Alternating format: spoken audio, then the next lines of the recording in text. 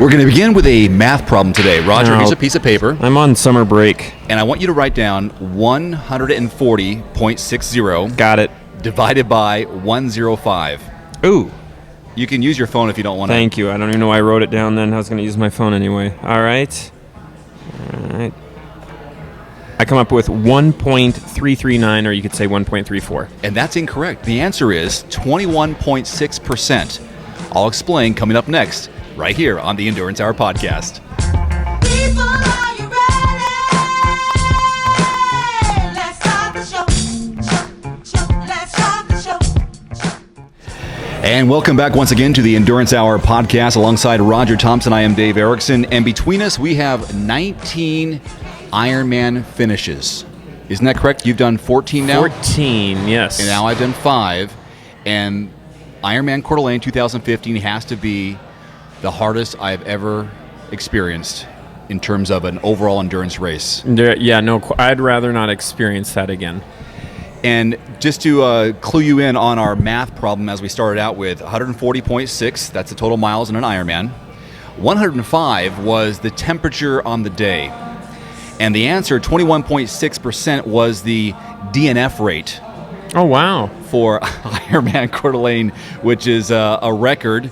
Not the overall record. I think it's 28% for Ironman St. George, its first year for a DNF. I would have thought Tahoe would have been up there too. The DNF. First year that was really cold. It's close, 28%, though St. George still owns that.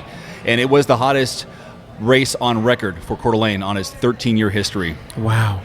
Unbelievable. It was truly unbelievable. Well, this is the podcast to give you a recap, at least from our experience of doing the race, and also to reveal the winner of the Timex Ironman 1 GPS Plus smartwatch, which was based on, Roger, what? My run split and your run split. So the sum of those two and whoever was the closest. So, Give or take. And I'll tell you what, we had all kinds of curveballs thrown at us on that day. So it was really, I don't think it mattered what we have done in the past, because who knows what was going to happen. And that was kind of the idea, is like I was guessing, or at least, making a generalization. Let's say you did 3.5. Let's say I did 4.5 on a good day. Right. Well, yeah, on a normal day, I should say, at a race. And so, people were right around 8 hours, give or take 15, 20 minutes in some of their guesses. We had 2 guesses that were super close, at least in the 9-hour range. And I threw off all the results. I was thinking, I was 7 minutes away from being on the run longer than I was on the bike. That's not good. That's a terrible ratio. Good. But I still hold my head high that Right. I had a faster bike than I did or a longer bike than I did a run.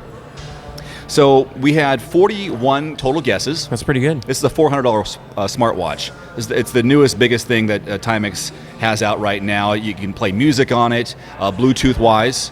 You have podcasts that you listen to. I put podcasts, yep. Any MP3, okay. Essentially, and in iTunes you can convert anything, even if it isn't an MP3, you just convert it to that format. And I listen to everything. And there's instructional videos out there, by the way, on how to do so. Yes, there are.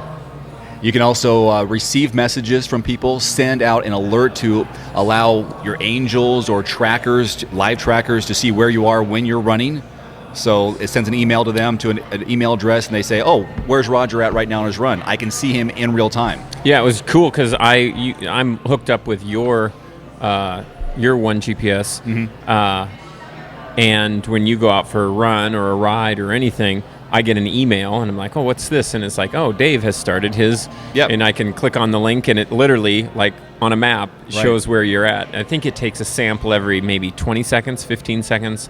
I'm not sure what it is, but it plots where you're going, tells you what you're running. I mean, it's pretty cool. Good safety feature, too. So if you have a loved one who's wondering where you are and you should be home by now, they can check. Absolutely. And you can send a SOS to them as well. Send them a text, Mm-hmm. I'm cramped up, or I'm out of water, or I've been hit by a car, and you don't have to run with your phone. It's just a watch. And here's something really cool. One of our teammates in Timex had her watch stolen. Oh, I think we crazy talked story. about this previous episodes ago. Out of Portland, Oregon, it made the local news.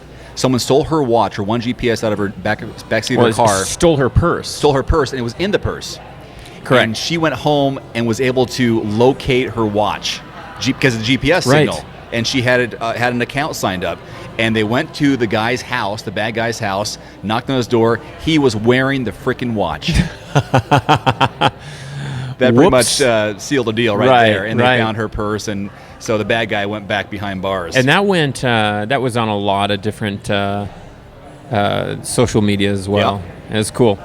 Okay, so Roger, recall your marathon time during those 105 degrees. You know, is it sad to say that I barely remember what it was? Was it 3:43? Then I don't know. 3:43. I'm just gonna guess 28. 22. 22. Oh Yeah, wow. so Okay. 3:43. Okay. And I was. I had a great first 2 miles. Okay. Didn't we all? I'm guessing 5:52. No, 6:05. 6:05. Hey, it's pretty close. It's a long time out there. I did a lot of walking. We'll talk about our race recap, but 6:05. That's a 3. Oh my that's God. a 3-hour half. that was a just under a 14-minute pace. Right. Solid. So, yeah. What was your first 2 miles? 9:40ish. Okay. 9:40. Okay, and then so it you dropped. faded. I faded. You a little faded bit. a little bit. And then I held steady around the 17-minute mark. Right, for a while, regrouping. Yeah. Good. So the overall run time was 9 hours, 48 minutes, 45 seconds. Our second closest guess was at 9:13. And he emailed us, have you announced the winner yet? Freddie Vaughn was a mere 3 minutes and 45 seconds away. That's impressive. I mean, there's really no way to scientifically figure that one out ahead of time based on the conditions. But that's how close he was. Wow. So I'm guessing, Freddie, you thought about the weather and goes, it's really hard for anyone to go that fast. But I really screwed things up. Or figured we just hadn't been training much. Maybe.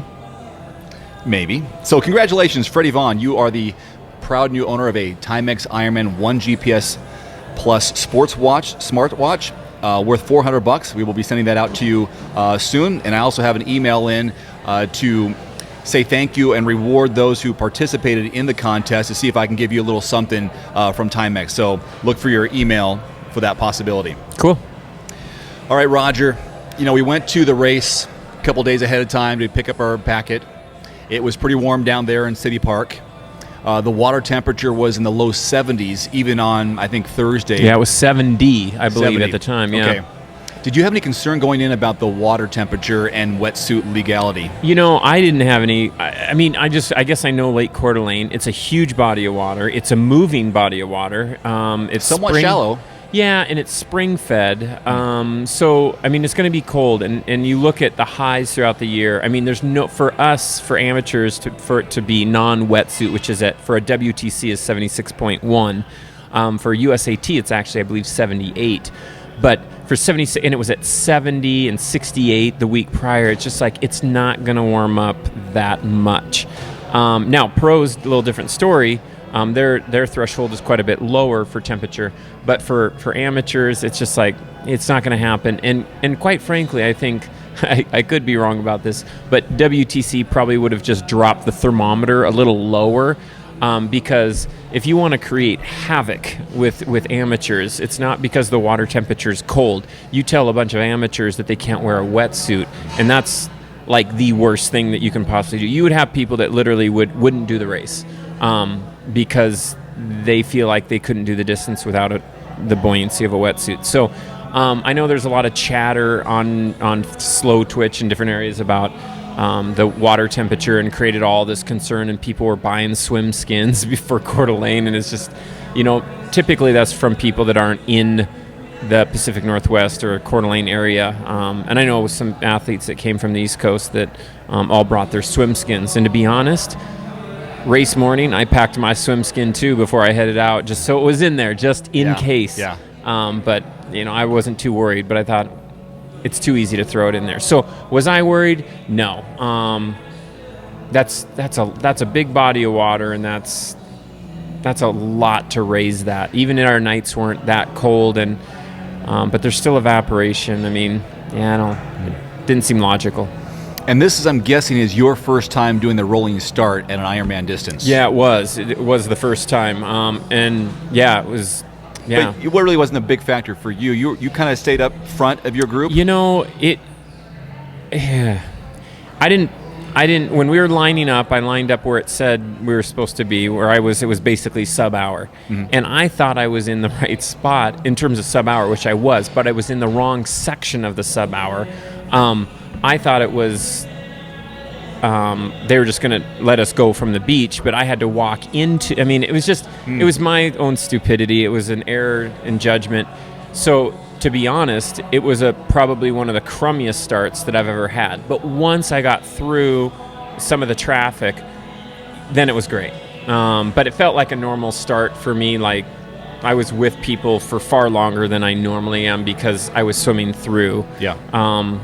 And I don't understand why people would seed themselves in the wrong spot in this situation. If you seed yourself in too fast of a group, you're going to get pummeled. You seed too slow because you want to sandbag it and kind of ride through or swim through people. I mean, that's miserable. So first loop, congestion. Second loop, wide open water, and I just swam real steady. I saw some comments that people appreciated that they had numbered buoys. If you could keep track of and see, I wish I would have known how many were out to the turn. There you go. That's the big question. Yeah. It wasn't that they were numbered. It was you needed to know how many. Yeah, I think it might have been 7 or 8. At least there was a number 8 on the way back, I believe. And I wasn't sure when I saw that if each buoy was like, say, 100 meters apart. Yeah, I was wondering that myself. But some were pretty tight and other ones seemed far, but I don't know. Who knows? And that's an easy question to get answered by asking a race official or someone at the start or someone even beforehand, which I've asked before, let's say at a 70.3 at Boise, for example, Right. and you can see those from a distance because you're looking over the reservoir. It's like, how far apart are those so I can get an idea? Oh, they're 200. Okay, great. So maybe I can even put something on my watch to beep every so many minutes to let me know that I'm on pace. Yeah, and and it just also helps you count down too. Of like, oh, there's 8 buoys and I'm at 4. Yeah. Oh, now I'm at 5. It's like cool. Yeah. Okay, I'm at 7. The next one's the turn buoy, and that's. Yeah, I mean, it just helps break it up. You don't swim any less. You just mentally no. Maybe it's worse because you hit like the second one and it's 2. Yeah. It's like freaking. Hey, I got to do this all again too. I like the rolling start. It was my first time doing that, and there's a lot of purists out there who want the mass swim start or maybe an in-water start, but I think the mass start from the beach is very exciting visually for fans, not so much for the athletes. But I thought it was good. I only got climbed over a couple of times, and I was able to. I don't think that the swimming road, the width of how many Right. people wasn't so bad. And I can keep an eye on people, and I didn't veer too far off. Which for me, if you go on a wide start, a mass start, and you've got 100 people wide or 200 people wide, for me, I don't swim straight in the open water, so I might veer to the right. And next thing you know, I've got 60 people to my left. I'd rather have 6 people to my left. Right. That means I'm closer to the buoy, and I've swam less. Yeah, and again, the buoy, I had the same, I screwed up the start. I think the wave start is a good idea. I mean, I have no problem with it. I just need to recognize where I need to start, and I didn't start in the right spot. So that's user error. They did make an announcement, which I've never heard them say before. Maybe I haven't listened. And that was you could not swim on the inside of the buoys. Normally, the buoys were for just visual kind of markers, and you just needed to make sure you swam around the corners, meaning... Yeah, I've always heard that. Yeah, so this time they said you need to stay, and they wanted to allow the inside lane for the pros when they would be passing the age groupers, which I get. Okay. I totally understand that. Quite frankly, I think it should be open for anybody that's passing, but as long as you make the corner. Yeah, exactly. But for me, I think on the second lap, once I made the turn to come back in, we started catching people, and even as I got out of the water, I mean, it was very congested. You swim through it though, and you make it happen. But I've just never heard that. I know on the first lap, I was swimming the buoy line right on the line, and people were kind of inside, so then they'd have to fan out, and now all of a sudden it makes a congested area around every single buoy you go past. So I don't know if that's I guess it's good for the pros, for the slower swimmers, because they do run into them, and I don't know.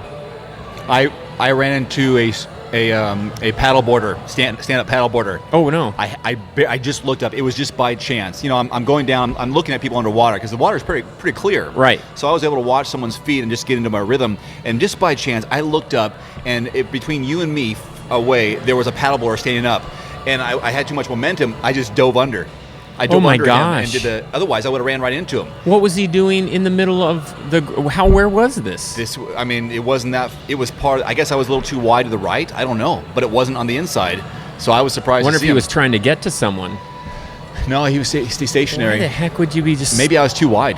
Well, I it don't doesn't know. matter. He should back out. I would think so. You could see me coming. Anyhow. He's lucky you didn't whack him. You'd have knocked him off. Mm-hmm. So let's transition into the bike course on the day. Oh, okay. I love the easy first 15 miles. 7 miles out to Higgins Point and back. Right, in the Crowd shade. support in the shade. Yep.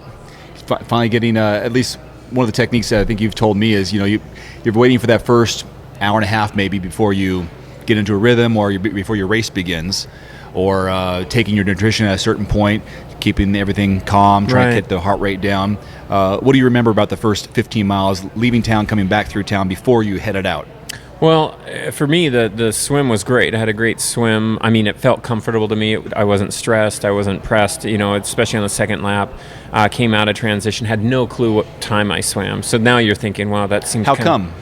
Because I didn't see a clock or look around. I'm just trying to grab, getting the top off and stuff like that.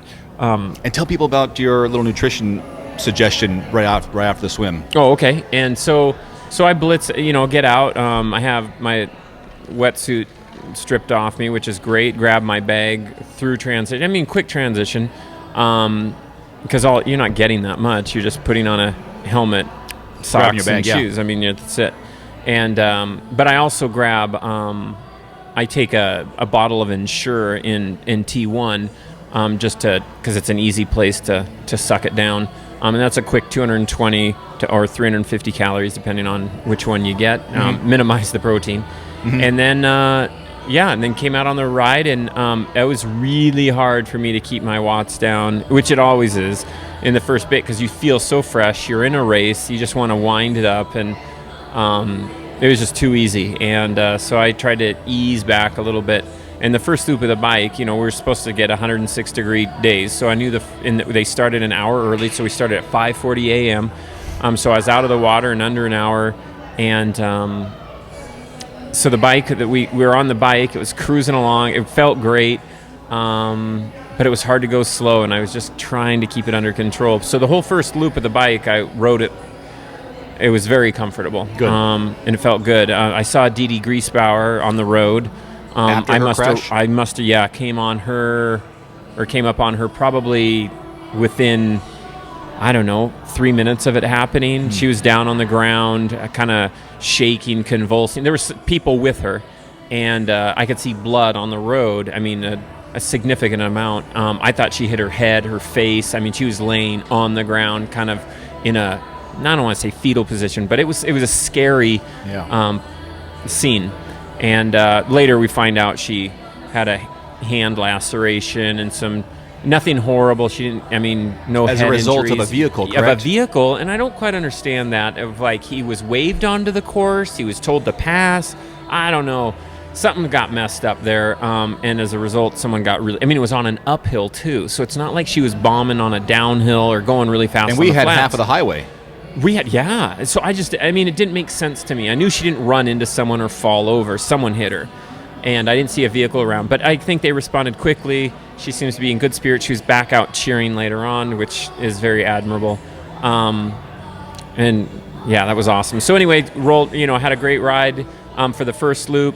Came through, and I knew the second loop was going to be a little slower. It was starting to get, really quickly. It was in the hundreds on that second loop, and you could feel it. You could feel it just grabbing your back. And I was right up front. I don't know what place I was in overall, but I swam a 55 and caught a bunch of people, and so I knew I was in great shape after the first loop. Really good shape. And And then I got a flat. And you got not just a regular No, flat, like I a small didn't. tack or something. No. You had some damage to your wheel. Yeah, correct? you know, it was right by where DD Griesbauer was hit, actually, near there, and on the downhill side of it. And I hit a framing nail, and it went straight through the sidewall of my tire, straight through the base tape, because I ride tubulars, and into my disc wheel. It was like someone took a nail and a hammer and hammered a nail into my wheel. I mean, so as it spun around, it was like click, click, click, click, click, you know, because it was hitting my frame. And so I pulled off to the side. My tire wasn't flat because it was actually my tire, the Challenge triathlon tire that I use, has puncture resistant strip in there, so I'm sure it held a seal pretty nicely. And but I mean, nothing's going to hold up to a framing nail through the sidewall. Right. And so I was trying to pull it out with my hand, but it was like I needed the back of a hammer. I needed a claw Sure. to pull it out. It was like literally nailed into it. So I was able to wiggle it side to side and eventually pop it out, which now puts me in the position I got to pull this tubular tire off, which is glued on. Just then, you know, you come cruising by. You're like, Yeah. "Hey, is everything okay?" And I'm like, "Yeah, I'm all right," you know. And you ride clinchers anyway, so it wouldn't have helped. And then Jessie, she came. They were out on the course. They had just gotten a flat too. They had just changed it On their car. on the car and pulled up. And they're like, "Are you okay?" And I'm just like, "Yeah, you know, I got a flat." And they're just like, "Oh crap!" And so I work the tire off, get it off, pull it off, and put on a new tubular, which I'm so thankful I brought. So anybody riding tubulars, you know, I know a lot of you guys ride with the sealant and CO2, you know, the basically, was it sealant with CO2? You know, you just air it up and it patches the hole. But when you have a nail go through your sidewall and the base tape and stuff, I would have been out of luck. I mean, there's no way it would have sealed that. It was too big of a hole. So I had a spare tire, which was awesome, and CO2. And once you get the tire on and just set in the middle on a tubular, you just run that CO2 as much of it in there as you can, and off you go. So I was able to change it I mean, I think the key thing in those situations is just to stay calm, you know, relax, not worry about what seemed like 500 people that went by. Don't focus on that, but focus on just, you know, rest, you know, relax, change the tire, get it back on, do it right, and get back on the bike, and then start up. And I don't know if that helped or not, but it allowed me to then get back in the race 7 minutes down or 8 minutes from where I was. And now I'm with a group of people that I was riding faster than, but I'm not going to try to catch up to where I was, because that would be ridiculous. That's silly. So I just settled back into my pace that I was riding before. Where were you on the second lap at this point? At the end of your second lap? Well, it was where I got the flat. Yeah. Where you saw me, it was Yeah. so it'd be second lap. Oh, you're going up. Yeah, that's yeah. right. Okay. Yeah. So you're 20 miles into the second lap. Correct. Yep. Okay. Right on. So there's a lot of race left, and it allowed me to calm down, and so I'm riding with people. I'm catching people again, because again I'm with people that I was riding faster than, and I even saw people that I was near, so I knew they were blowing up, and I was bringing them back as well. At that point on the bike, as you probably recall, things were going south pretty quick for people. I mean, this is when it was getting to be 103, 104, second loop of the bike. You're at the 80, 90, 100-mile mark, and there's some big climbs there, and people were struggling. And the heat felt like it was a blow dryer of heat. Unbelievable. And there was a wind, and we had a tailwind up one of the big climbs, and not like, oh, I got a tailwind. It's like a subtle tailwind, so like a 10-mile-an-hour tailwind, and you're going 10 miles an hour. So you're riding, you know, hard up this hill, and there's no wind. There's no breeze. It's just like stagnant air. Oh, it was like a sauna on a trainer. Right. And so you get up and over, trying to stay cool, and using everything I possibly could to stay cool. Now, you were or were not wearing socks on the bike? I had socks on, yeah. Now, I had socks on the bike too, and my calf sleeves, the skin's compression calf sleeves, and I was pouring water as well as the stealth top, Right, yeah, Castelli the we talked Castelli about, stealth top, which yeah. was genius. You wore it the whole race. I wore it the whole race. I thought it was a great idea, and people asked me about it since on Facebook. I said, lifesaver. I would wear it again. I'll wear it And in you Arizona. even had your tri-top underneath it. And it didn't feel heavy, and so it really absorbed the water. But in addition to covering my upper body with water, I was spraying my midsection, Right. my groin, and also the calf sleeves. Right, oh, absolutely. But it was pouring into my shoes. Sure.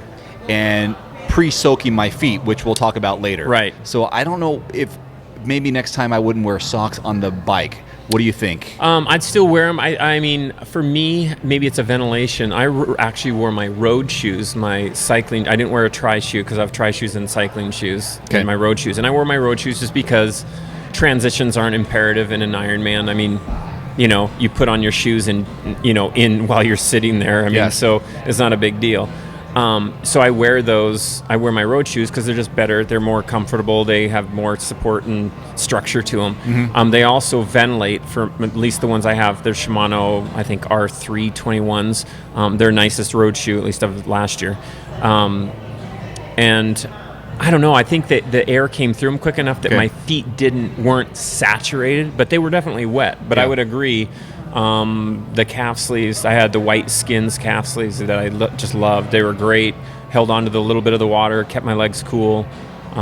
Since we were being handed warm water a majority of the time on the bike. A couple of times, and they were making a point: cold water here, or just water, Right. or cold water, water. Yeah. And I was doing what you said. I would take one. I actually took one, put it in my Right. bottle. Good call. Put the second one in my bottle, and then the third one I would dump on me, and then I'd take one more that I gathered Right. and dump on me because I don't want to carry three, Yeah, four why bottles haul total. the weight? Yeah. So it was helpful. Well, and that's smart, and I think people don't understand the sequence of that, and you got to do what works for you. But I'm under the understand, or at least the belief that I want to grab something that I know and get it and hold on to it right away, and then grab more that I can get. That way I Bonus. know I have, yeah. So if I grab one, open it up, and dump it on me, and I still need another one for drinking, well, what if I miss the next one? So if I miss the next one and I don't get any more, it's like, okay, well, I'm going to drink a little bit of this one, and then I'm going to dump the rest on me. So, and early on the bike, those guys handing out bottles aren't quite as savvy. They don't realize it. And eventually on the second loop, I didn't miss a single one. But the first time, I Yeah. mean, it's just kind of like, sometimes I think they think you're going to stop and There's some chat good and fill volunteers up. out there And who yeah, know but- to run with you. Oh, yeah. And those were awesome. So, yeah. I just wore socks and Okay. shoes and yeah, my feet were a little damp, but yeah. Then rolled into T2 and got out on the run fairly quickly.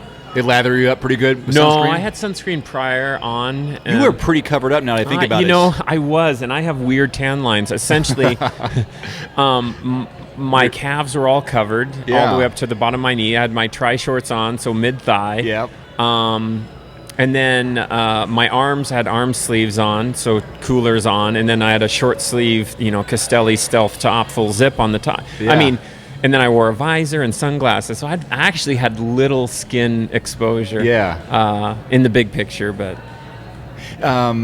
So you began the run, and we're looking at 2 loops. And the challenge with this course, and it's only one challenge, except for the heat, is that between mile 5 and 6.5, there's a steep uphill and downhill, and then you come back. So Right. there's a 2-3 mile spread there, of Right. up and downs. right, and the first time up it, you can feel it on both sides, and then the second time it's just like, you got to be freaking kidding me. It's longer and steeper. But I took off out of T2 feeling really good. Put on my Clifton or Hoka Cliftons. The red ones look really good. Yeah, thanks. and they felt beautiful on my feet, just like they did in Kona. It's just like, oh my gosh, these Yeah. feel so comfortable. And I went out a little hot, and it's a thing I've told you. I'll tell everybody. I mean, your first mile or two in the Ironman will set up your run to be successful or not. And you go out too hard thinking you're banking time, you'll never bank enough time for what you're going to lose. You should run that first mile conservatively, make it within 20 seconds or so of your average pace that you plan on running, and I think you'll be in good shape. We all feel great at the start of the marathon, taking off running. We transition from having wind on our face of 20 plus miles an hour, so it's a tough transition to all of a sudden now be going significantly slower. As a matter of fact, Jim Vance did all the research on that. I'm not just coming up with that myself. Jim Vance has an amazing data on that of looking at people racing in Kona, the pros, everybody, that what they do in the first mile or two needs to be within 20 seconds of their overall pace, and they'll have a great run. And I didn't do that, and I was trying to do it, but I couldn't get my watch. I started my watch as a new file, and I hit the to connect with the GPS as I was leaving, which of course it just doesn't connect within a second. So then I deferred to heart rate, and my heart rate was a little high, but it wasn't horribly high, but I knew it was higher than I wanted it to be, and I should have known. And then eventually, it wasn't that long, all of a sudden the GPS kicks in, and I'm running 6:20, and I'm just like, oh no, okay, that's got to be wrong. It's got to be wrong. It's gonna level out, and it's just like 6:23, and I'm just like, crap, And then I took a split at the mile, and I'm like, oh no, this isn't good. It was like, again, I think it was like a 6:32 or something like that. So already I know I had screwed up, and it's like, okay, slow down. So I was running with this other guy, and I'm like, but I'm running with him, and we got a good pace going. I feel good. Again, at 2 miles, I feel good. Yes. Horrible barometer to use. And then all of a sudden, after the 2 mile, this guy that I'm running with, that I'm thinking he's got a good pace and he knows what he's doing, which again, I don't know why I'm thinking that. I don't even know who the guy is. He just stops. Flat out stops. And just stands there. And I go run, and I'm like, oh no. Now I feel like I'm like all on my own, and this guy totally screwed his race up, and I'm like, and likely mine now too. My own choice, of course. And so I knew I got to throttle back. I got to slow down. And it took a while, and I did slow down, not by choice, probably just physically. And I got through the first loop, and about mile 15, the wheels started coming off. I mean, just like I couldn't get nutrition in. As a result of heat? Well, heat, yeah, and overrunning the first bit, and because you feel great the first loop. And the first loop for me, I'm out there. There's hardly anyone out on the run at that point. I'm feeling great. It's like, that's right. I'm at the front of this thing. And you're feeling super. And then all of a sudden, not so super. And then you hit the second loop, and I had a hard patch probably from about 15 to 20 to the turnaround. And I mean, like, the demons, the typical ones we all run into. It's just like, okay, this is dangerous. I really shouldn't even be. We're trying to sell ourselves on why we shouldn't be doing this. And I don't know how I ended up just kept running, walking the aid station run. Walked. I wasn't eating anymore. I tried to eat bananas, where you just sit and chew on a banana. Nothing was working. But I hit the turnaround, and I knew I had 6 miles to go. And with after we go up and over the hill, I'm at the flats, and I just thought, let's bring this back. And I went to Coke at that point, and started drinking. And all of a sudden, I started feeling a little better. And it's not necessarily the Coke, but I was getting calories that were absorbed. And when it's that hot, like we talked before, your blood is trying to cool. It's getting shuttled to your skin, surface to cool down, and to your muscles, and it's just not allowing your stomach to digest things. So for whatever reason, I got a few calories in through the Coke, and all of a sudden, I started picking it up and started running better and better and better. And then I think even my last 2 miles, according to the splits on Ironman, tracker, I ended up averaging the last 2-something miles at like a 7:15, which for how I was feeling not much before that is pretty awesome. So, and just rolled through, and I was just so happy to see that finish. I mean, just ecstatic. I mean, it's just like, sweet. It got done. I made it to the finish line, and was in the med tent, and nothing horrible, just like everybody else for the most part, just a little lightheaded, and not sure, too strong on my feet, and they just threw a bunch of wet, cold towels on me, and it was pretty awesome. So I knew a lot of people in there, not athletes, but people. Matter of fact, most of the people in the med tent hadn't finished. They were actually in there from getting pulled off the course or electing to get off the course. So, do you want to talk about who you saw in the last 2.5, 3 miles, and how that ended up playing out for you in terms of placing in your age group? Because that's pretty interesting and surprising to you, because you had no idea really where you were in your age group on the day. Yeah, and my wife and family was out there. Emma and Owen, obviously an unfair advantage. Seeing them cheering, and my mom and father-in-law and sister-in-law, and her kids. Everyone, and then of course the whole Spokane Coeur d'Alene community that knows you, and it's fun. But sometimes in those dark moments when you're out there, you don't want to see anybody. You don't want, come on, you're doing great. You're in such a hole. It's just like, I'm not doing great. I suck. I hate this. Stop cheering for, you don't really totally think that, but you kind of wish just the road would clear out. That just like, let me suffer in silence. Well, there was a couple times that I saw friends on the course and friends who usually like to take pictures, and I said, please don't take my picture. This is not the time. I appreciate. I'm glad you're here. Thanks for the ice. Right. But I don't take my picture right now. And it's just that time. It's like there's no cheering or anything that's inspiring me to go. You're just in that funk. And but yeah, so I when I hit the turnaround to come back about 5 miles ago, I saw a guy that was in my age group, and he was probably 50 yards ahead of me, if that, maybe probably 30. And I thought, you know what? Stick with this. Now, you saw his calf? Yeah, because he had passed me earlier, and I'm like, oh, great, another guy that passed me. And during the whole race, I had no clue where I was because the athlete tracker wasn't up. I got a flat on the bike. I knew I was up front at that point, but, you stand by the road for, 8 minutes. You feel like you're down. You don't know who's passing. Yeah, you. And not to mention, it feels like the entire race went by you. Mm-hmm. So, yeah, it was the whole run. I'm just like going, I don't know, maybe I'm top 20 in my age group at this point, and I looked at this guy that went by me, and I'm just like, you know what, my goal is to get past him at the finish line. That's all I want to do. And so I thought, I've got 4 miles to close this gap down. And, and you're at the tail end of the marathon. So there's no like, okay, I'm going to, all of a sudden start busting out these amazing splits. You're suffering. Mm-hmm. And so I thought, okay, just a little bit, just, 10 quick steps, kind of pick it up just a little bit and then settle in. And then, so I caught him at an aid station, caught him too early, by the way, still had 3 miles to go. And we were side by side in this aid station. I grabbed some stuff.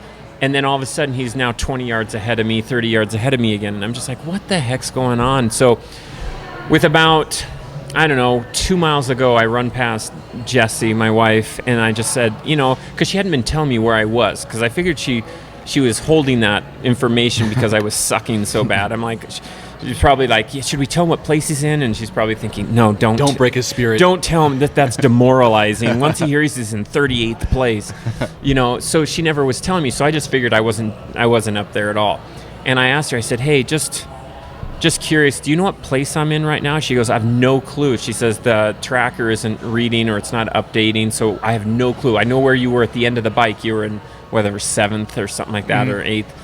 And I said, okay. And I'm figuring everybody had passed me at that point, though everyone hadn't. But anybody that didn't have a number on their calf because of calf sleeves or wore off or whatever, I just assumed they were in my age group. You know what I mean? It's everybody that passes you is in your age group. And so I said, so you don't know? She goes, I have no clue where you are. I'm like, So I'm at 2 miles ago. I'm running next to the guy.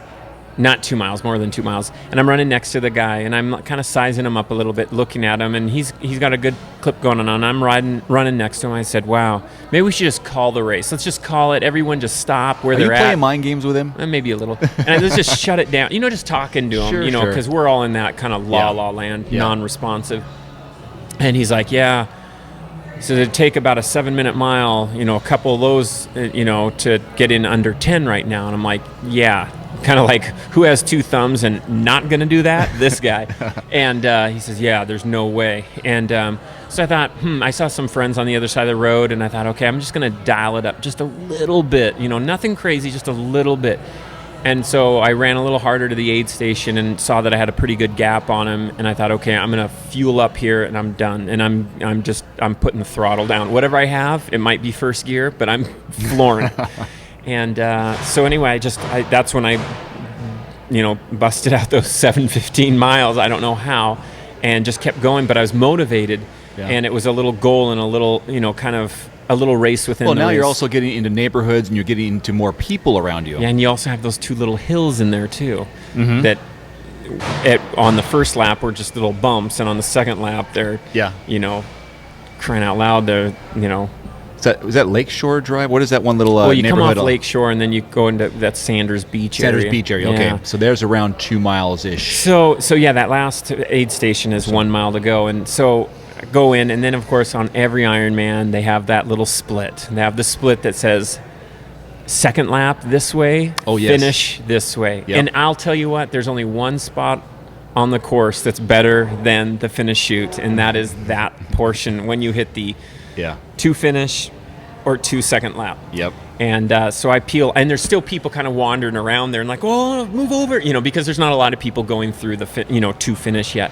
And so I go through there, and I'm just like, and it's boring. You're running through a parking lot, the library parking lot, but still, this is to the finish. It is. And you eventually, and people are cheering because they haven't seen anybody yet, and they're getting excited. And then you make that turn onto Sherman, and it's a 4-lane road, and it must be, 6 blocks?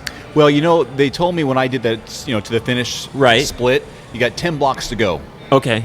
I remember someone saying 10 blocks to go, maybe right after you left the library parking lot. So that's probably about 6 or 7 blocks then.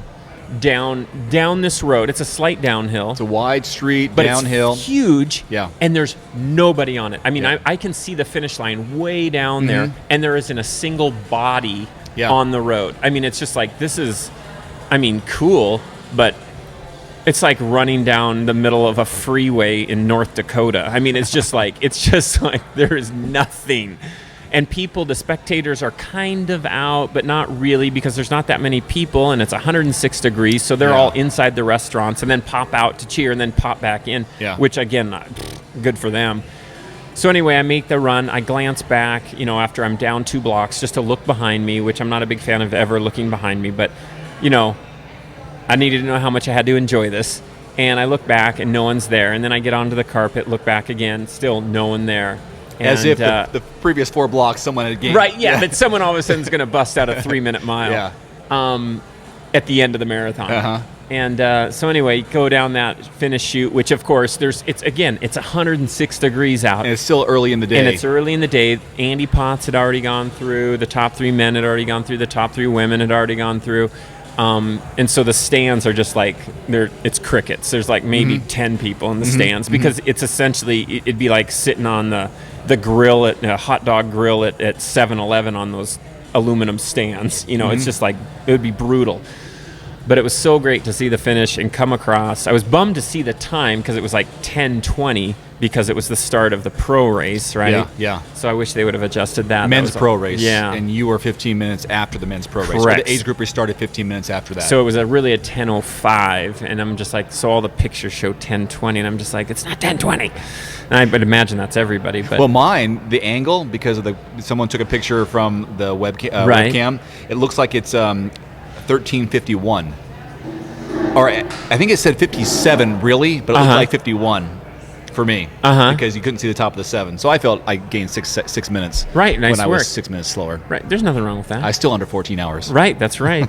Go ahead. On that day. Yeah, so it was just great to come down that carpet, hearing Mike Riley, of course, because he's still announcing at that point, and finishing, and just on a day that was, and again, I don't care what time you finish any Ironman, and especially this Ironman. Yeah. It's just like getting across that finish line is always such a brings a smile to your face. It could be 16 hours, it could be 8 hours. It's just like, yes, the culmination of that experience comes to life like, wow, I did it. Right. It's over, and I made it. Right, and you made it through tons of hurdles that were put in front of you, because we all have them. I mean, it could be a flat, it could be a cramping, it could be heat, could be nutrition, could be anything, blisters and cramps and everything. So it was it's just, you get across the line. And again, I didn't cross the line and think anything but I'm done. Not like, what place did I get? What was my run split? What was, it was just like,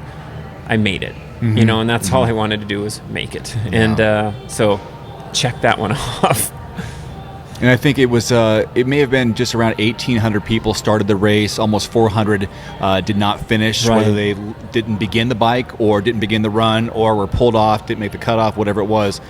But that shared experience was one of my motivators throughout the day, is that this is historically the hottest race in Coeur d'Alene's history, and I want to finish it. Right. I want to be part of that story to some degree, some 105 degrees. Right. And that was, like, hey, I'm here to do it. I should be lucky that I have the ability to be here to do it. Right. And this is, without being too cliche and goofy, this is a gift to have this opportunity. Right. And I'm here.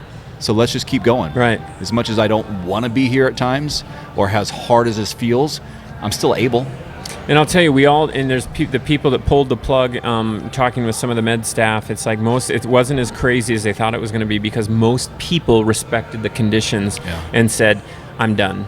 I'm going to pull myself off. Not that they had to, or they collapsed and, and the ambulance had to haul them off. It's people were pulling themselves off. And, man, I'll tell you what, there was a guy I sat next to in the med area, and I only went there for blisters. I felt like such a wimp. I only had 2 blisters I was dealing with, and I sat on one of their lawn chairs. The guy to my right was from Calgary. It was his first Ironman ever. He'd already done a half, I think, earlier that year, maybe 2 halves, and he's kind of getting into the sport, really getting into it. And I go, wow, you've really initiated yourself for this first full distance. And he was there because he was feeling a little bit dizzy. 2 ladies to my left were both, the girl immediately to my left was having sweaty and cold flashes, or back and forth, what we call that. So she was getting sick. The girl next to her was physically getting sick because of just nausea on the day. And so I sat there for a little while, and they were doing the whole triage thing of who needs what now. Right. And this guy, not necessarily yet. And I said, you know what, if you just give me a couple Band-Aids, I'll get out of here. Right. I don't need your help like these guys need your help. And they're bringing ice packs, wet towels, and medicine and nasal spray, whatever it was, something to help get them EPO, blood bags, all that stuff, and steroids, more. testosterone, anything they could do. Estrogen, I don't know, is that possible? So I admire the people that stuck it out, who physically had more challenges than some of us. when I was on my second loop of the run, and you see people out there still on the bike, starting their second loop of the bike, I just thought, that's a different world. And again, I think that's the exposure to sun was way longer than mine, and it's a different race. It's not any easier. Yeah, I saw so many familiar faces out there that helped me so much mentally when it was some challenging times, whether it was, I'll just name some people off here, Kurt Dupuis, he's a local guy, Steve Anderson, who's from our area, came back, was there a couple different times for ice, which was helpful. Jesse, obviously, Emma, your daughter Emma is there helping me with ice packs. Mike Winnett, and his daughter Aubrey was the one who took my wetsuit off. Oh, no kidding. Odds of that. So she was there for that. Greg and Natalie Gallagher. In fact, Greg went and got me sunglasses. One of my lenses fell out of my sunglasses on the bike, the second look of the bike. I had them in my shirt, and I went to reach for them, and I knocked out a lens.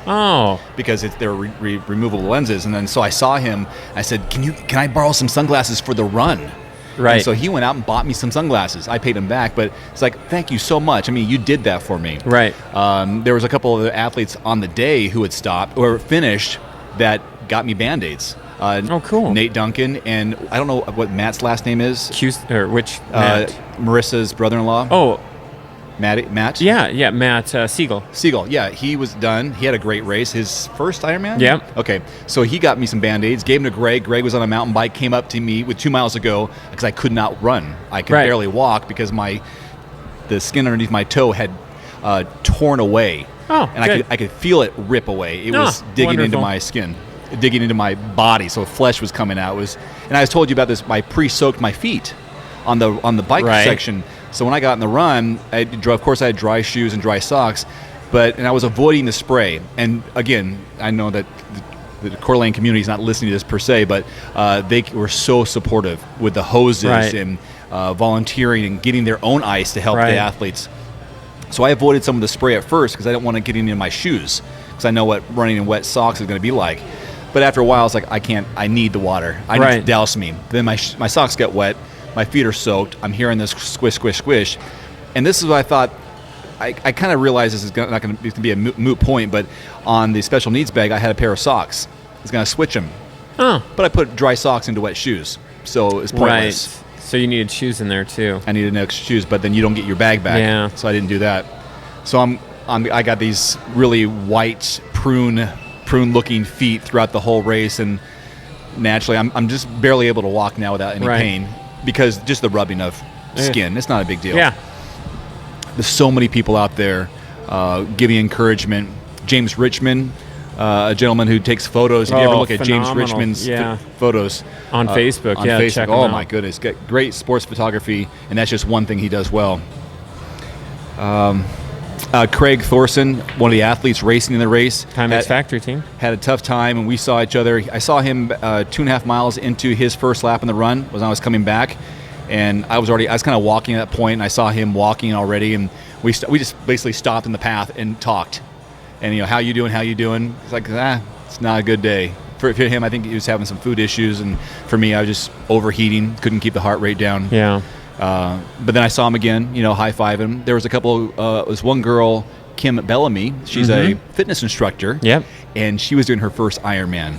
And she really exemplifies the Ironman spirit because she was all smiles the whole day. God. I don't know if she finished in 16 hours, whatever it was, or 15, but that was what the spirit of the athlete is. Someone like, I'm going to finish, I'm going to have a good time doing as much Right. as possible. But this is a community feel. Right. And she was all about that. And I saw her high fives. Another girl named Nomi Martinson. Right. One of her friends that I've seen and met a couple of times, check in and wherever else. Big smile on her face. Right. And it just, that's those kind of things. You're looking for those people. Is the encouragement next time around. But it was tough. Yeah, there's- emotionally.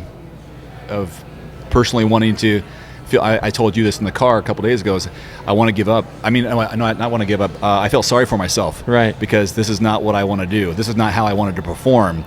And like, is this really what I should do? This is not my distance. All this negative self-talk. And then I had to talk myself out of the negative self-talk, Right. which was hard. And what I do, I just kind of clap my hands in front of me like, all right, come on. Give myself Let's do a this. pep talk. All right, just keep on moving. Keep on moving, one little thing at a time. We'll go to the next aid station. All right, crowd comes around. Sweet, okay. All right, let's just kind of walk. Let's get let's walk faster. I can't run, let's walk faster. Right. And that helped out. And Yeah, you have to do what you can. You got to control the moment. You got to get out of. That's the hardest part, is getting out of those deep. You're gonna have crappy miles, and you just you have to know that they will go away. Especially if you start walking and regrouping, they will go away. It doesn't mean you're gonna start all of a sudden smoking the run, but you're gonna feel better. You're gonna regroup. Your body needs something. You just don't. And often we don't know what it is. It's just like, let's keep going. I mean, shoot, I ate grapes at 2 stations just because they looked good. Yeah. I don't know if those helped me. They didn't. I'm just like, I would never eat grapes before I ran, ever. But it's like, that's what looks good right now, and that's what I'm going to have. So I saw my wife, and also my mom was there, cheering on, go Dave, go Dave. And I walked with Melissa on my second lap, or at one point, and I said, boy, it's just, I can't, I'm zapped. The heat is, I can't do that. I can't go. My heart rate won't stay down. And she goes, it's going to probably be another 3 hours. I go, really? That was daunting to hear her tell me, at this pace, you have 3 more hours out there at this pace. And it's like, no, really? I know. I can do 2.5 maybe, but 3? It was 3 hours. It was right. Yeah. I just couldn't go. And then there was a point where I looked at the mile marker, and this was before that, about mile 4, and I knew I still had to climb that hill to 5 to 6 and a half. It's like, I can't run, my toes or whatever they are, and it's like, I'm walking. I walked 7 straight miles, and that was the mentally challenging part of it. It's like, I'm walking for 7 miles. This is going to take forever. Right. I wish I could run. I wish I could, and then little cramps here and there. It's like, okay, I can't run. What can I do? Yeah. This sounds like a pity. No, that's the real. Yes. I guarantee you, a majority of the people that are hearing this that have done Ironman can all relate. Can go, yep, I know that part. I've been there. I ran that section before, or Yeah. I am that story. Right. You know, I know people, Sam, for instance, 2 years ago, he blew out his calf, and he was signed up for Coeur d'Alene, and he rode the bike pretty hard and swam well, and just changed all his clothes, got all set up, and walked the entire run. And he says it was the most challenging thing he says it was mentally so incredibly challenging to do. It's just like you are out there so long, and all these people are running by you, and you're going, it's just like, that's not you. That's not what you would normally do. And you're trying to keep it in a box. And he says you just cheer people on and acknowledge people and try to stay in that positive mindset. But it's hard. And I it's like starting the swim and going, I got to run a marathon at the end of today. It's just like never think that. You got to take the mile. You got to take the step. You got to take that moment that you're in. That's what you got to deal with. But it's hard when you're at mile 3 and you feel horrible and you go, I got 23 more No. You can't look at it that way. You just got to get to the next aid station, get to the end of the block, Yeah, make that next corner. Yeah. And I got to thank the Greg and Matt and even Nate, those three, when they got me those Band-Aids. If it wasn't for those, it sounds so silly. If it wasn't for those Band-Aids, I would not be able to run the last 2 miles because it was just rubbing the wrong way, and it was like, right. It was one of those like, I can't. I'm walking wrong where my muscles are not on the outside of your aim, and it's not a normal you're gonna get an function. injury. Yeah, I could injure myself walking this way, and it was horrible. And I wanted to finish running. Right. And I had to have that, and thank goodness they did. I even stopped at one point and took my socks off and put my shoes in my feet back in my shoes without socks, hoping that would feel better, but it didn't. So then I wrung my socks out, wrung them out, put them back on, which was gross, and then started walking again. But yeah. Dang. And that's sharp pain. That's like, I don't know what to do. I mean, I don't know how to avoid the water in your shoes for next time. I don't remember that issue. Shoes that have drainage, yeah, which a lot of them do, helps to shuttle that out. And I don't know you ran in the Bondi 3s, I think. The yellow ones. Yeah, I think they were the 3s. It might be worth asking them, can I drill holes in the bottom? Oh my God. I looked in the garage yesterday at the bottom of my shoes. They are really rubbed down, almost like burned down because the pavement was so hot. Now it's like, oh my gosh, that makes sense. That's how hot it was. Well, did you see the guy running barefoot on the first loop? No. Is that on purpose? And then he had shoes the second loop. I'm just like, what are you doing? That's just crazy. But again, whatever people do. So I burned the sole of my shoes, like I'm sure other people did too. The wear on certain spots because, especially if you're walking. And that's what I did. As I was on the sole's too long. Right. Yeah. But your bike went well. Did you end up seeing my data? I haven't. No. Okay, you haven't uploaded it. I did. Oh. I was able. I had a connection issue, and I was able to upload it. Huh. And I was really surprised. I couldn't go very hard on the bike. My watts wasn't anywhere close where I was hoping to be, and I felt strong, but I was how was your heart rate though? It seemed to be fine. Okay. Yeah, well, so I was watching both, and I was like, why isn't my power higher? I hope it's not off.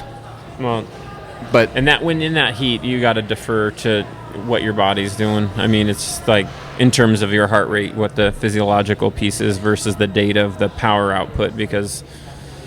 Yeah, I just kept my head down and wanted to stay at a certain power. And I honestly, I was, for people who care, I was shooting for 200 watts. Uh-huh. I ended up being in the high 160s. Oh, okay. And that was it.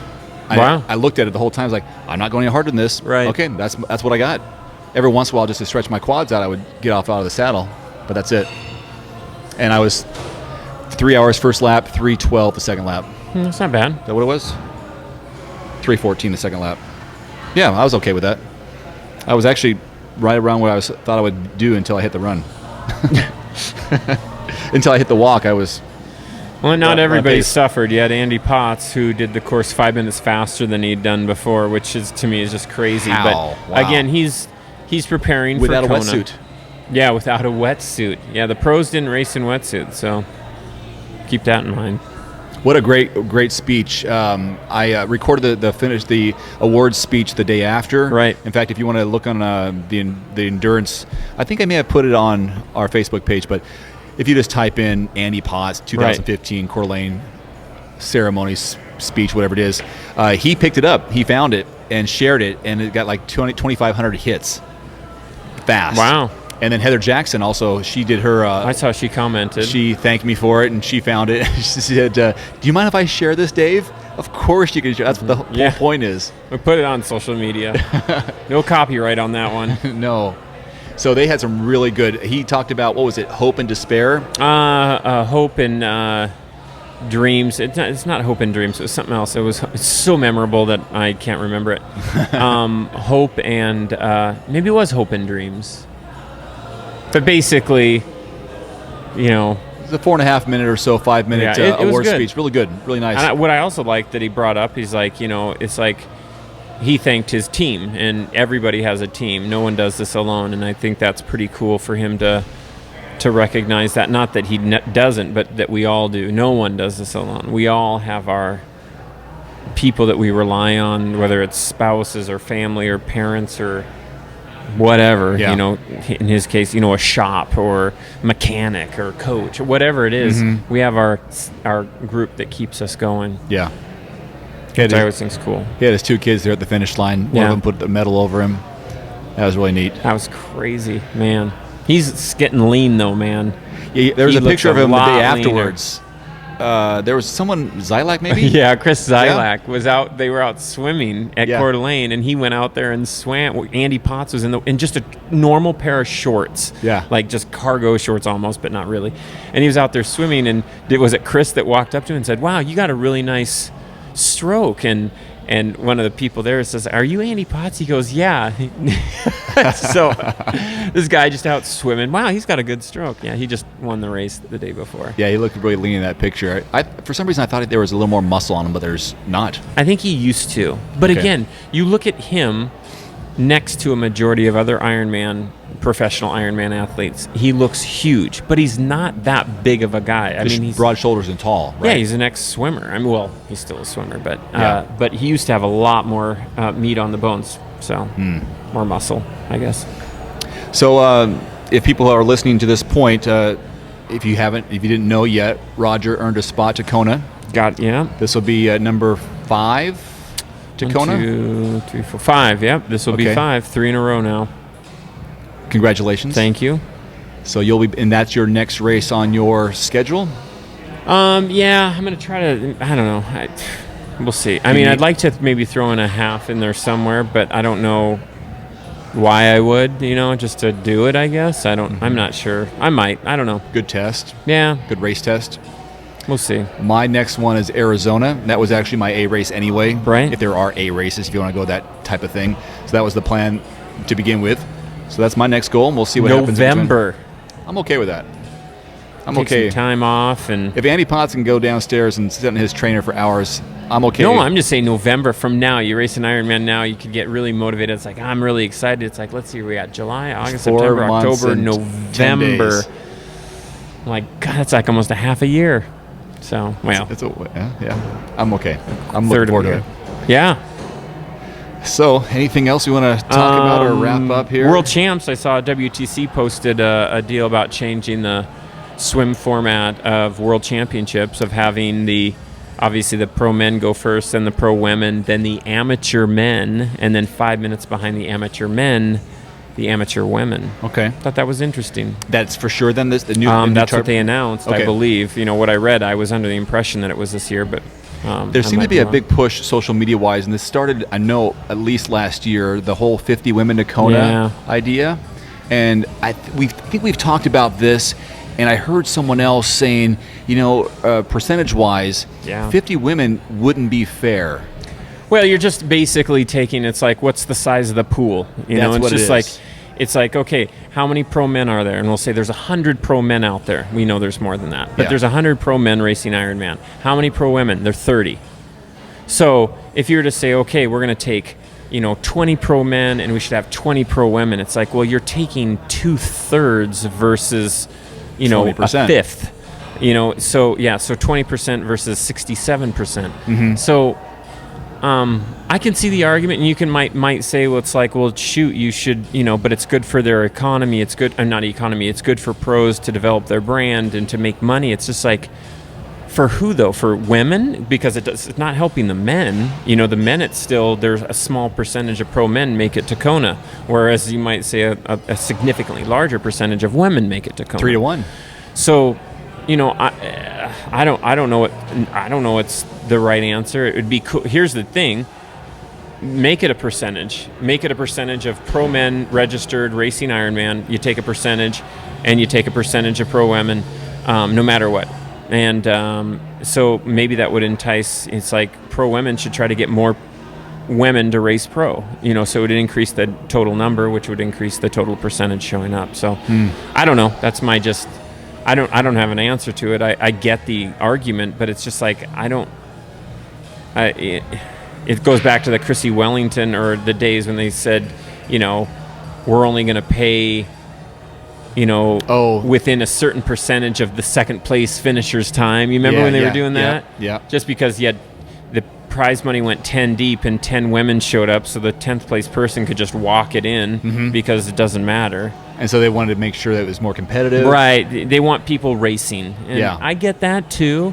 But maybe as athletes, they need to understand they got to make this, respect your sport and put in a solid effort. And but again, they look at it as a job. It's like, why should I, push my recovery out when I can just mail it in from here? So I don't know. I don't have the answer. I saw people out there promoting that, the 5Q on their legs and stuff. I don't have the answer to it. Seems like there's a. I don't know. So what have you done recovery-wise post this? I know we're still a little over an hour, but 1 week or the first week after an Ironman, how do you recover? I saw that you went. I saw you got a massage the day after. I got a massage the day after, only because I always get a massage on Mondays, so it was just already on the schedule. Yeah. I probably wouldn't have normally, just because you're pretty beat up. It was a pretty light massage. Yeah. Today, I felt great on, I guess, Wednesday. The day after, well, we went to the awards banquet, and then I loaded up 18 spin bikes onto a trailer and unloaded them into a studio. Tuesday, I went and bought a car, a Nissan Leaf.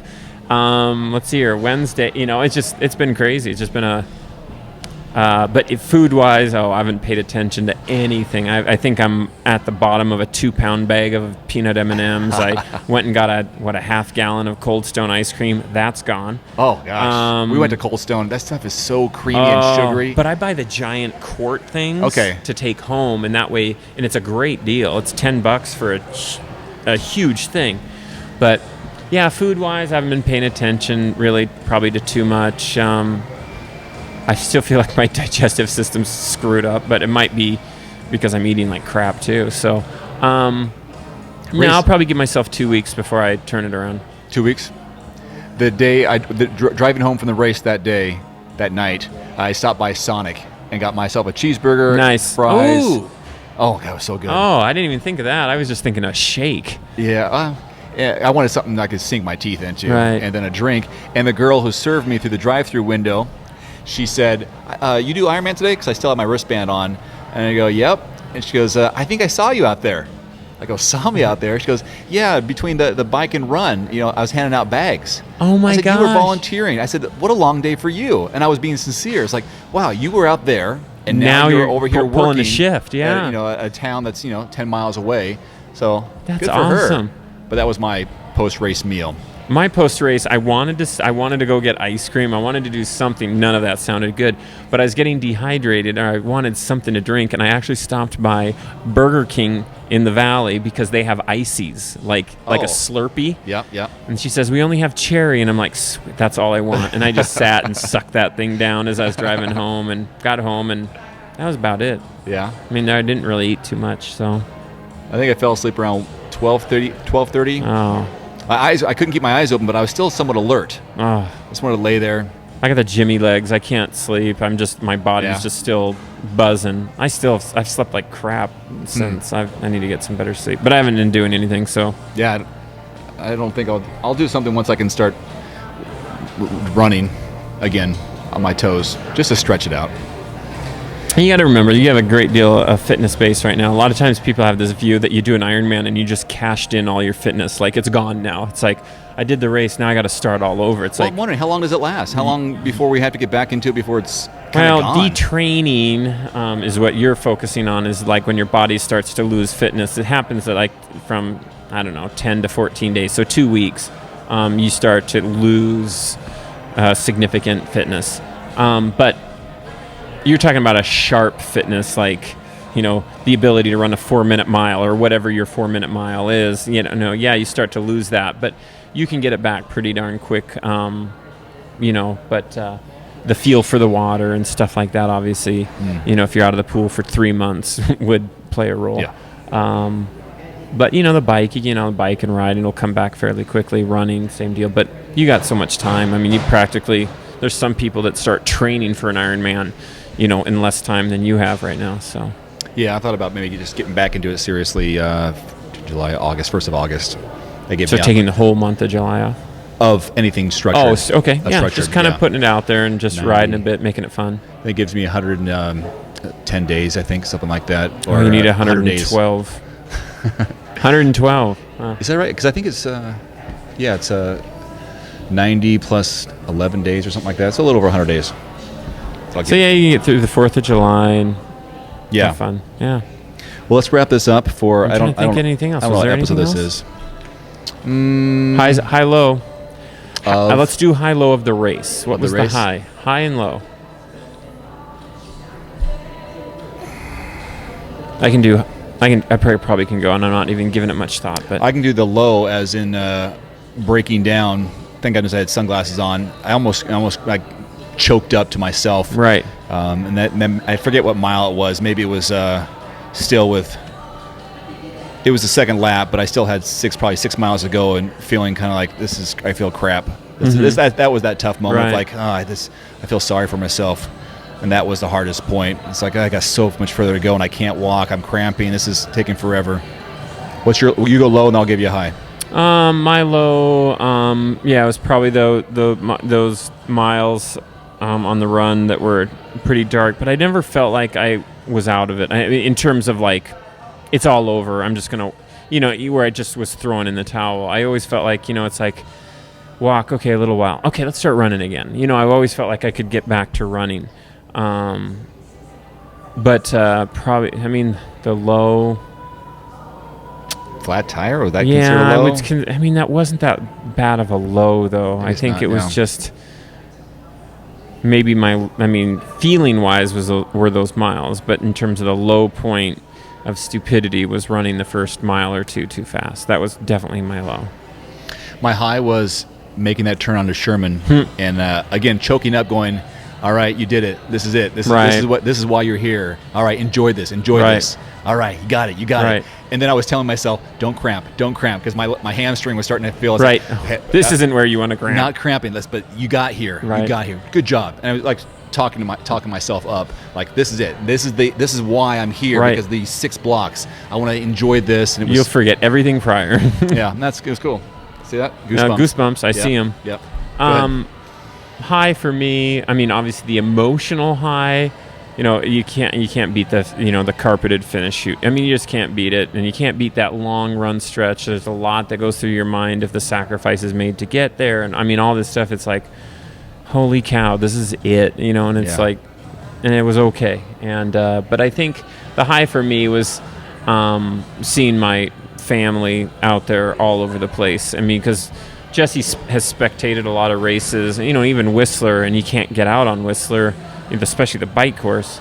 And when she spectated before with, it's like you spectate a huge, like I'd see her twice on the bike, and that would be it. And this time, I saw them a ton, and and it's great. It just makes you feel like they're watching where you're at and so forth. But and then on the run, just seeing them out there. So that was my high. Definitely was. The highlight. Well, I've always remembered, all of them out there. My mom came out later with Owen for the run, and she'd pull up next to me on the run and roll down the window, and Owen would be yelling out the window. So that was really cool. And Emma, of course, is always a phenomenal cheer. I don't know how she'll cheer everybody on, and truly feels like she's an integral part of everyone's success. And then, of course, Jesse can look at me from, miles away and know how I'm feeling. But she was in communication with people all over the nation, actually world, including Dubai and stuff. And so I feel like I just had a lot of people that, had their hand on my back and pushing me along. And so that was a highlight. It was a big race, for me in terms of Coeur d'Alene this time of year, and then this heat, then having a flat. I mean, it's just like, and then in the end result to win your age group is, best finished at an Ironman. First time I've ever won an age group, yeah. I mean, I've finished higher overall places, but in terms of age group, I've never had the big MDOT before. So. Yeah. And I gave that to my mom. Oh, the trophy thing? My mom, and actually I gave my mom my finisher medal and my award. And then I gave my father-in-law, who was out there, Jesse's dad, my finisher hat. And then I always get a women's small finisher shirt that I always give to Emma. So. Cool. And you can see Rogers being presented on stage at the band shells, they call it, in Coeur d'Alene, along with another teammate who got 4th place in her age group, Suzanne Davis. Yeah, and she was coming on. She was catching a cold and coming off a tough week, and what a phenomenal athlete. Gosh, she looked awesome on the run. I mean, seriously, I thought she was winning the whole thing with how good she looked. So I did a couple of post-race quick interview or post-awards interviews with you and Suzanne. Again, it's on YouTube. It's not that hard to find. All right, Roger, let's wrap this up here. That's it. I'm not sure what episode this is. Doesn't matter. We're so glad you support us. And, this could be a whole other topic. But we had people saying, get your podcast going again. And these are people, just strangers who listen to us on a regular basis. So thank you. 2 of them during athlete check-in. Right. Someone heard my voice and knew. I mean, and then another guy that I ran with. And I'm sorry, you probably said your name, and I don't even remember which lap it was. Were you on your first lap and I was on my second, or we were both on our second and you ditched me? I don't remember what it was, but he actually said, yeah, I listen to the podcast.